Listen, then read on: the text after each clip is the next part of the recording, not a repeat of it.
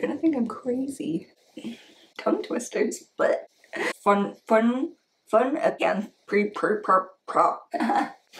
guys, welcome to the first video ever posted on this channel! Yay! But this actually isn't the first video I ever recorded for it. I actually recorded and then edited and then never posted the first version of this video. I wanted to start the series right before I ran the session 0 of my very first campaign. I'm about to run my very first game of D&D. Then definitely got a little nervous about having anything worthwhile to say. And that's actually kind of the point of this whole series that I wanted to create anyways. I really wanted to start this channel because I wanted to document what it's like to run TTRPGs when you're first starting out. So I wanted to start documenting my own personal experiences and kind of the learning curve that comes with being a first-time DM. Because D&D and other TTRPGs are just really flippin' cool. I've been playing D&D and a few other TTRPGs for about a year and a half now, and this is probably my first ever obsession. I'm normally a bit more of a hobby hopper, but these games have really captured my heart, and I really want to encourage people out there to get in there and get their hands messy with this. It's okay to try things and to mess up, to go and learn from tons of great videos, podcasts, blogs, and then to get out there and try yet again to just run great games for your friends. So now at this point, I've just finished the 10th session of my very first campaign, and I'm actually about to start on my second and third campaigns too. So don't worry, I'm still super new to running games, just with a fancy haircut and a little more courage. I actually thought that the jump from long hair to short hair without saying anything between videos would have been really, really funny. Like, I was so traumatized by my session 0 that I had to cut my hair, move town, start over, and try again. So with all that said, I think a great place for new DMs to start is before they actually start. And by that, I mean before you start running anything, I think it's actually really important that you understand your players. To learn more about your players and what they'd like to see in a game, especially if you're interested in running very long-form campaigns, I really recommend kicking things off with a pre-campaign survey.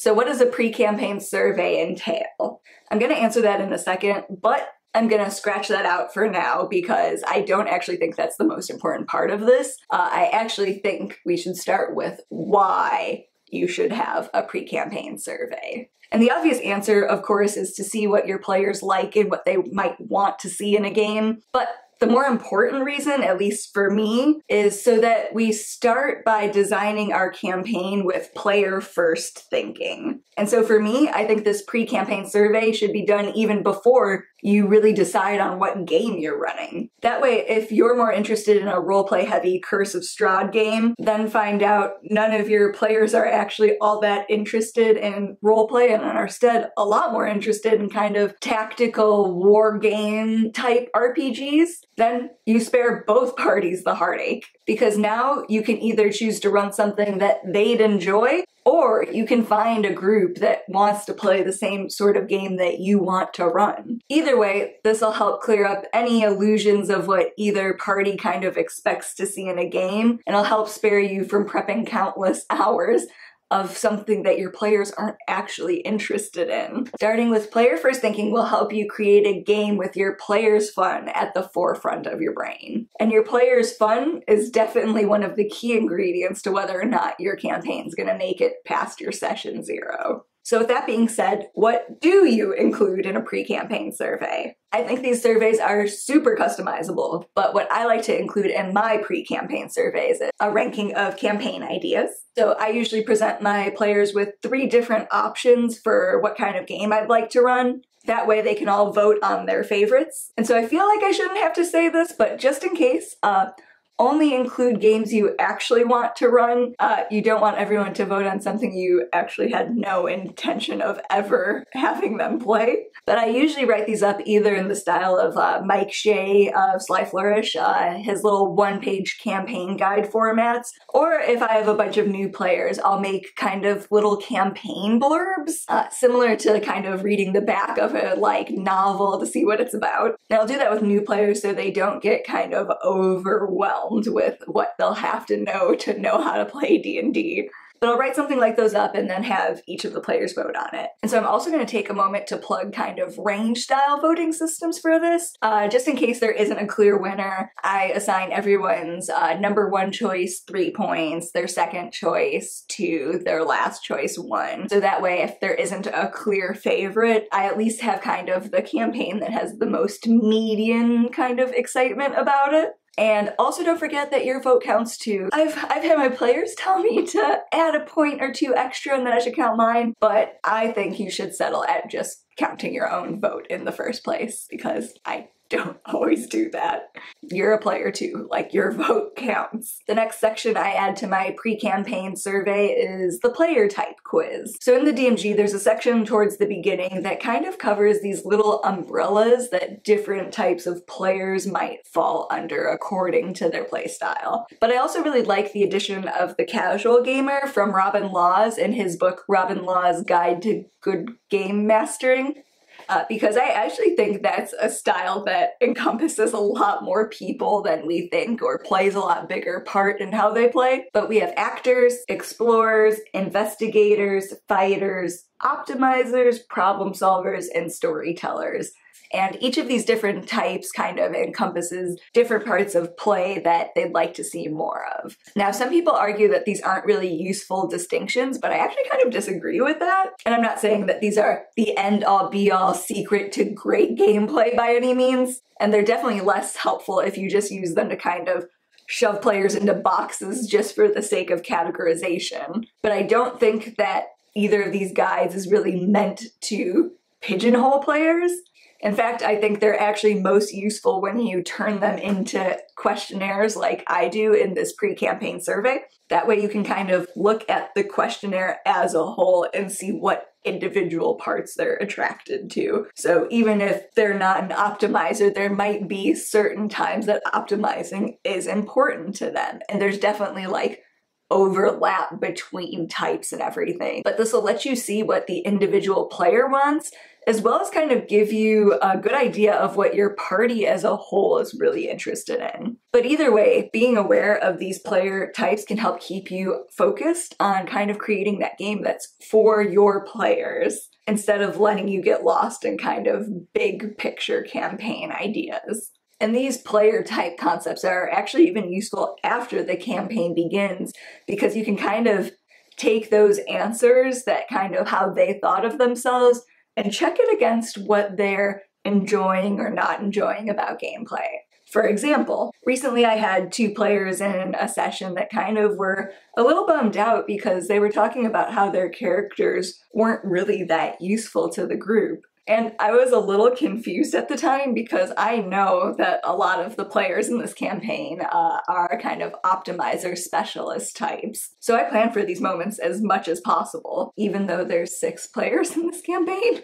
But then I realized both players had recently had emergencies pop up where they couldn't attend sessions that I had specifically designed with their player characters in mind. Those were sessions designed for them to shine. They just didn't know that. So those feelings that they were having, that really tracks for my pre-campaign survey, where I knew that a lot of the players in my campaign were optimizers and really care about being a specialist at certain skills and abilities. They really look forward to those moments that make their PC feel unique and special. So they're having less fun on those days where they feel like their kind of optimized abilities don't hold as much weight. Another example from this group's questionnaire is that while there are a few people that are really into the idea of role-playing and doing voices and just getting silly and getting into it, there are several who are very not. So from the get-go with this group, I know I'm not going to do a strict no table talk policy kind of game, because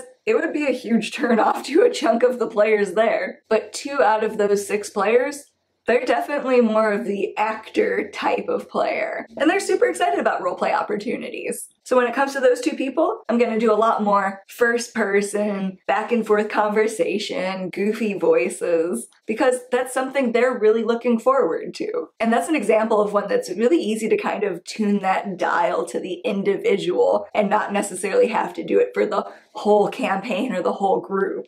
So if you want me to make a video where I talk more about these player types and kind of get into overlap and how I see it coming up in-game for my campaign, let me know in the comments below. Since this survey is just a starting point, I obviously talk a lot more to my players once we get started about their concerns, questions they might have, things like lines and veils, what they'd like to see in the campaign, etc., etc. I don't go too in-depth on this part of the little questionnaire. I like to keep it short so they fill it out. But I do throw a few housekeeping type questions in at the end of this pre-campaign survey just to give me kind of a base to start working with. So I give everyone a chance to tell me a little bit more about other media that inspires them, so video games, books, movies they like, and I specifically like to put this at the end of those player type questions because a lot of times I can get some really good examples out of them. Like one of my players who really is a strong optimizer investigator type of person, one of her favorite games is Red Dead Redemption, which totally tracks. And that kind of lets me, if I haven't played something or watched something, I can kind of go check it out and maybe see what they might be looking for, kind of like mining other things for ideas that are exactly suited to what my players like. But I throw that in, and then I also give them a chance to kind of tell me about any concerns they have about play. But again, this is definitely a question that is more important for new players in particular, because they have a lot of anxieties and worries about things like tracking health, tracking money, all of these things they kind of hear horror stories about. So I give them this section so they can kind of talk about concerns. And even if they've played D&D or other systems before, a lot of people have had bad experiences with other groups, and I just like to know what makes them nervous so that we can kind of get ahead of any issues we might have. So this section kind of helps me tell what players might benefit from what, and I actually use this section to develop kind of a little FAQ section to my campaign portals. Campaign portals are a whole other video. So I ask them about influence, questions, comments, concerns, etc. But the pièce de résistance, that's the general availability calendar. As most people even remotely interested in TTRPGs probably knows, I think the #1 campaign killer has probably got to be scheduling. Schedule conflicts are a bummer. So right off the bat, this question alone can spare so much heartbreak. That way you don't find out post session 0, post putting in all of this pre-work, that the group you envision for this campaign just isn't available. And if you dream of a weekly meeting of 5 to 6 hour games, this is a good section to spell that out in. That way nobody's blindsided by what you think this campaign time together is going to look like. So if Joe can't do the day that works for 5 other people and is also more of a monthly commitment sort of player, you'll know that even though it's not personal and you'd love to have Joe join you, he might not be the right fit for what you're looking for. So you'll know whether it's better to kind of part ways now, or maybe you'll find a way to devise kind of more of an NPC style character for him to play, so it won't be a bummer and derail your campaigns when he's not able to make it to a session. So hopefully now you can see why a pre-campaign survey would be a really great tool to help kind of start off your campaign on the right foot. Like I said earlier, if there's a part of this you'd like me to cover more in depth, let me know below in the comments and I'll get to it. And if you need a jumping off point for your own pre-campaign survey, I've put a link to an example of my Google form in the description box below to help you get started. So next week I'm going to be talking about session 0s, different ways to run them, and the things I got wrong when running my very first one. So yeah, make sure to subscribe to this channel and then absolutely come back next week for that one. It's good.